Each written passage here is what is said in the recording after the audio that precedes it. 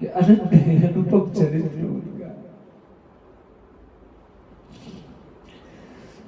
कैसे श्री जी का इस धराधाम के ऊपर प्राकट्य हुआ, कैसे श्री जी आई और क्यों उन्होंने लीला की। देखिए, अनाधिकारी को बिल्कुल भी कथा श्रवण करने का अधिकार नहीं है। जो अधिकारी है प्रेम का, उसे ही केवल कथा श्रवण करने का अधिकार है, क्योंकि प्रेम की भाषा सबके बिल्कुल नहीं समझ में आ सकती। किसी को कितना ही समझा दीजिए, नहीं आ सकता प्रेम समझ में। प्रेम के लिए वो जिगरा चाहिए, वो दिल चाहिए, वो आत्मा चाहिए जो वास्तव में प्रभु से प्रेम करे, जो ठाकुर जी के लिए जिए बने, वो ऐसी आत्मा चाहिए भक्तजन।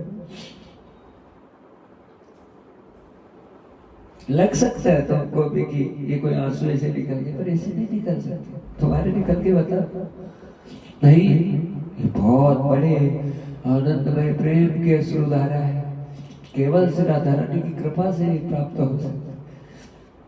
श्री जी को और श्री जी के चरित्र को गाने का अधिकार भी सबको नहीं है, क्योंकि वृंदावन धाम की गुप्त लीलाएं हैं, जिसका नाम लेते ही बस हृदय भर जाता है, रोम रोम आनंदित हो जाता है।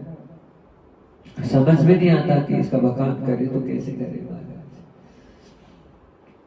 महाराज दो कथाओं में भाव अलग बने रहे, पर आज राधा रानी का नाम आते ही बस आंसू भर गए।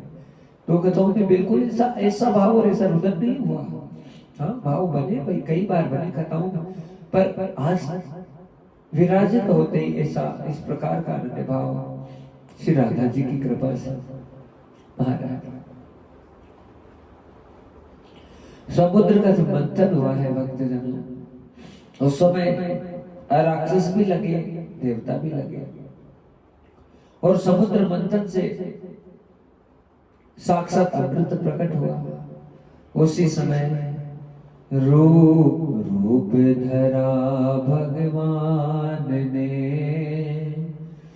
बन गया नारी स्वरूप,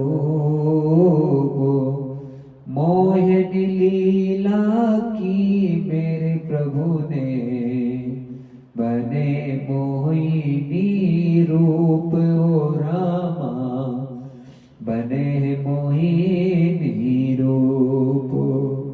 जब श्री ठाकुर जी मोहिनी रूप को ग्रहण कर लिया मेरे प्रभु ने, महाराज उस समय उस मोहिनी रूप के ऊपर साक्षात भगवान शंकर मोहित हो गए, साक्षात ब्रह्मा जी मोहित हो